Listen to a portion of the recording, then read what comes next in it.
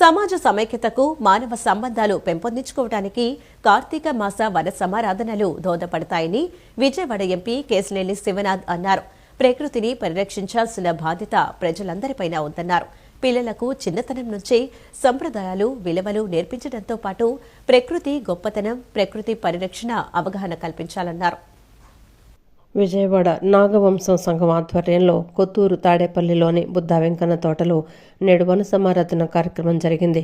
ఈ కార్యక్రమానికి ముఖ్య అతిథిగా ఎంపీ కేశినేని శివనాథ్, రాష్ట్ర నూరు భాష దూదేకుల సంక్షేమ కార్పొరేషన్ చైర్మన్ నాగుల మీరా, రాష్ట్ర నాగవంశం సంక్షేమ అభివృద్ధి కార్పొరేషన్ చైర్మన్ ఎర్రబోతు రమణారావులతో కలిసి పాల్గొన్నారు. ఈ కార్యక్రమానికి విచ్చేసిన ఎంపీ కేశినేని శివనాథ్కు విజయవాడ నాగవంశం సంఘం నాయకులు ఘన స్వాగతం పలకటంతో పాటు గజమాలతో సత్కరించారు. అనంతరం ఎంపీ కేశినేని శివనాథ్ పూజా కార్యక్రమంలో పాల్గొన్నారు. ఈ సందర్భంగా ఎంపీ కేశినేని శివనాథ్ మాట్లాడుతూ ప్రకృతిని పరిరక్షించాల్సిన బాధ్యత ప్రజలందరిపైన ఉందన్నారు. పిల్లలకు చిన్నతనం నుంచే సాంప్రదాయాలు, విలువలు నేర్పించడంతో పాటు ప్రకృతి గొప్పతనం, ప్రకృతి పరిరక్షణ అవగాహన కల్పించాలన్నారు. నాగవంశీయుల సంక్షేమం, అభివృద్ధికి తన వంతు కృషి చేస్తానని తెలిపారు.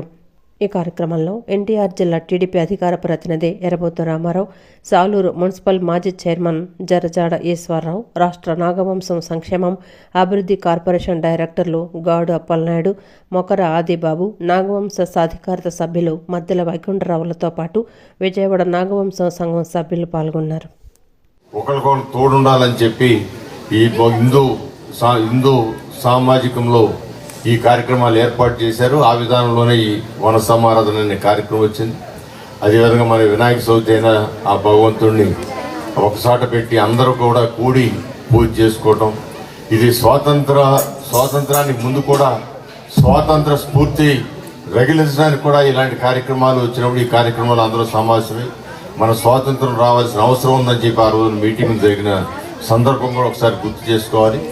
ఏదేమైనా కూడా ఈ కాలంలో ఎందుకు పెట్టారంటే వర్షాలు తగ్గుమోగం పెట్టి చెట్లన్నీ పచ్చగా చిగుళ్ళతో నిండుగా ఉండి అలాంటి అప్పుడు మనకు వచ్చే గాలి కూడా ప్రశాంతమైన గాలి, మంచి గాలి వస్తుంది. ఆ గాలి తీసుకుంటే మనలో ఉన్న ఏమైనా ఇబ్బందులు ఉంటే, రుగ్మతులు ఉంటే అవన్నీ కూడా తొలగిపోయే విధంగా మనకి ఆ చెట్ల ద్వారా మనకు ప్రాణవాయువు వచ్చి అది ఇంకా మన ఆరోగ్యం మెరుగుపరచడానికి కూడా పనికొస్తుందని చెప్పి అనేక రకాలుగా కూర్చి ఈ కార్యక్రమాన్ని ఏర్పాటు చేసుకున్నాం.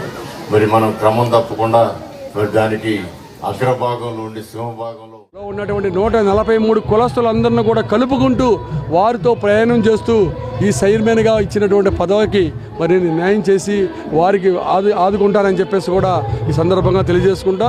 అన్ని సమస్యలు నా ఒక్కడికే తెలిసని కాకుండా నాకంటే ఉన్న పెద్దలు, ఇతర జిల్లాలో ఉన్నటువంటి వాళ్ళు, ఇతర రాజకీయ పార్టీలో ఉన్నటువంటి వాళ్ళందరి సలహాలు కూడా తీసుకుంటాను.